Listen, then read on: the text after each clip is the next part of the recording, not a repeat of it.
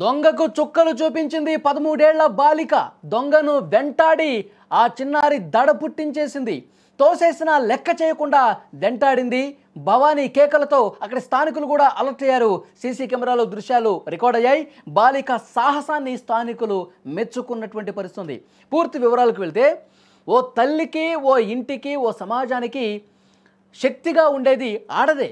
అంతర్జాతీయ బాలికల దినోత్సవం నాడు అచ్చుగుద్దినట్టు ఆ మాటలకు నిదర్శనంగా హైదరాబాద్ బాలిక నిలిచింది. భయానికి బదులు సాహసాన్ని, వయసుకు మించిన ధైర్యాన్ని తన ఆయుధంగా మార్చుకున్న ఆ 13 ఏళ్ల బాలిక చిన్న వయసులోనే దొంగకి చుక్కలు చూపించింది. ఆడపులి అన్న పేరుకి ప్రత్యక్ష ఉదాహరణగా నిలిచింది. పలువురి చేత ప్రశంసలు అందుకుంటోంది. ఈ మధ్యకాలంలో దొంగలు, నేరగాళ్ళు ఎంతటి దారుణాలకు ఒడిగడుతున్నారో మనం చూస్తున్నాం. అదును చూసి ఇంటి తాళాలు వేసున్న ఇళ్లలోకి వెళ్ళటం, చొరబడటం, కళ్ళెదుటే దొంగతనాలు చేసి పారిపోవటం పరిపాటైపోయింది. సరిగ్గా అలాంటి ఘటనే జీడిమెట్ల పోలీస్ స్టేషన్ పరిధిలోని భగత్ సింగ్ నగర్ రోడ్ నెంబర్ 12లో జరిగింది. సరిగ్గా అక్కడ స్థానికంగా ఉండే ఉమామహేశ్వరి ఇంట్లో ఎవరూ లేకపోవడంతో అదే అదునుగా భావించిన ఒక వ్యక్తి, ఒక దొంగ ఇంటి తాళాన్ని పగలగొట్టేశాడు. లోపలికి వెళ్ళాడు. ఇంట్లో ఉన్న నగలు, డబ్బు, సామాన్లు అవన్నీ కూడా దొంగతనం చేసే ప్రయత్నం చేయబోయాడు. అయితే ఊహించని విధంగా అక్కడే ఉన్నటువంటి ఒక 13 సంవత్సరాల బాలిక భవానీ దొంగను చూసింది. ఒక్క క్షణం కూడా ఆలోచించలేదు. తన ప్రాణాలను పణంగా పెట్టింది. ఆ దొంగను అడ్డుకునే ప్రయత్నం చేసింది. ఎవడ్రా నువ్వు అని చెప్పి కేకలు వేసింది. ఎంత ధైర్యంగా అతన్ని గట్టిగా పట్టుకోవటానికి ప్రయత్నించింది అంటే ఆమె సాహసం చూసి దొంగ కూడా ఆశ్చర్యపోయాడు. ఆ కిరాతక దొంగ ఆమె చిన్నపిల్ల అని కూడా లెక్క చేయలేదు. భవానీని ఏమాత్రం దయ లేకుండా తోసి పడేశాడు. అక్కడి నుంచి పడేసే ప్రయత్నం చేశాడు. పడిపోయిన భవానీని చూసి ఇక తన పని అయిపోయిందని చెప్పి ఆ దొంగ పరుగు పెట్టడం స్టార్ట్ చేశాడు. దొంగ తోసేయడంతో స్వల్ప గాయాలైనవి పాపం ఆ బాలికకి. అయినా కానీ బాలిక భవానీ ఏమాత్రం కూడా ఆగలేదు. ఆ దొంగ పారిపోతున్న అతడి వెంట పరిగెత్తింది. సీసీ కెమెరాలో అన్నీ కూడా రికార్డ్ అయ్యే దృశ్యాలు. ఆ దొంగ పారిపోతుంటే కేకలు వేస్తూ వెనకాల పరిగెట్టింది.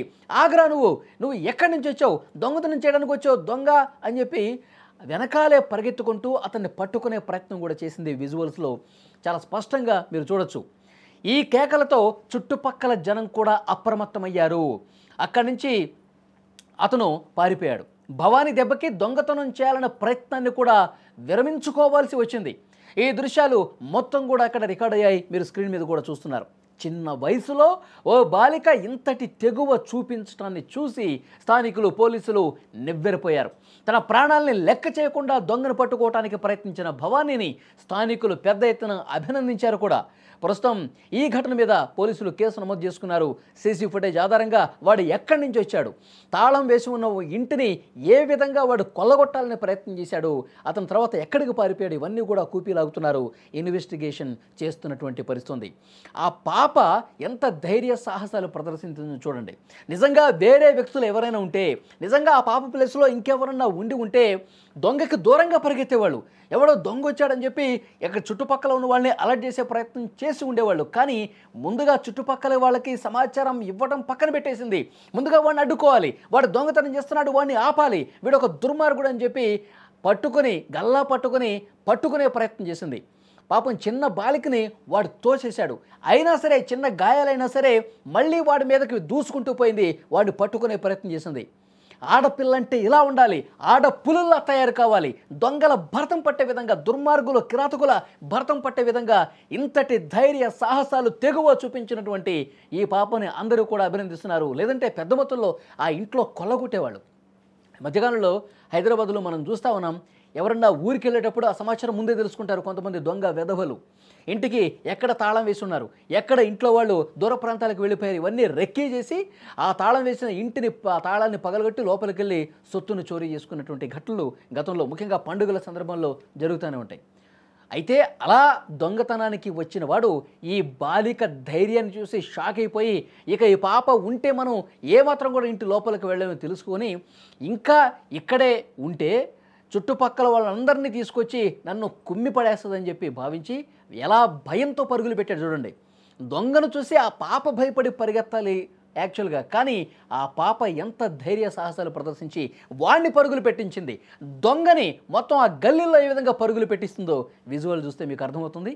సో ఆ పాపను అందరూ కూడా మెచ్చుకుంటూ ఉన్నారు. ఆ పాప ఈ దొంగతనం అసలు వాడు ఎట్లా వచ్చాడు, నేను ఎట్లా చూశాను, ఇవన్నీ ఎలా చెప్పిందో ఒక్కసారి మీరు కూడా వినండి.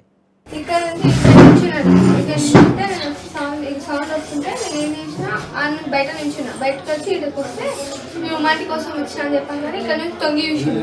ఇక్కడ నుంచి తొంగి చూస్తే నేను వదిలి గట్టి పట్టుకున్నాను. పట్టుకోగానే ఆయన ఇట్లా దొబ్బేసిండు. ఇట్లా అడిగిన ఎవరెవరు అని చేతిలో అని చెక్ చేసిన, ఏం లేవు అనేసి ఇట్లా దొబ్బేసిండు. ఉరికిండు. నేను ఉరికిన ఆయన డబ్బులు డబ్బులు దెబ్బలు పట్టుకెళ్ళాడు చెక్ చేసిన అన్ని. ఈ ఘటన జరిగిన తర్వాత అక్కడ ఉన్నటువంటి స్థానికులు కూడా రియాక్ట్ అయ్యారు. వాళ్ళు ఏమన్నారు ఒక్కసారి విందాం. ఆమె కిందికి వచ్చింది. కొనమెట్ట మీదకి వచ్చినప్పుడు డోర్ సగమే మూసి ఉందంట. మూసి ఉంటే ఆమెకు డౌట్ వచ్చింది. ఉమాంటి లేదు, చెప్పులు కూడా లేవు, ఎవరున్నారు ఇంట్లో అనేసి ఉమాంటి అని నిలిచిందంట. అతను బెడ్రూమ్లోకి వెళ్ళి తొంగి చూసి నేను కూడా ఉమాంటి కొరకే వచ్చినా అని చెప్పిండంట.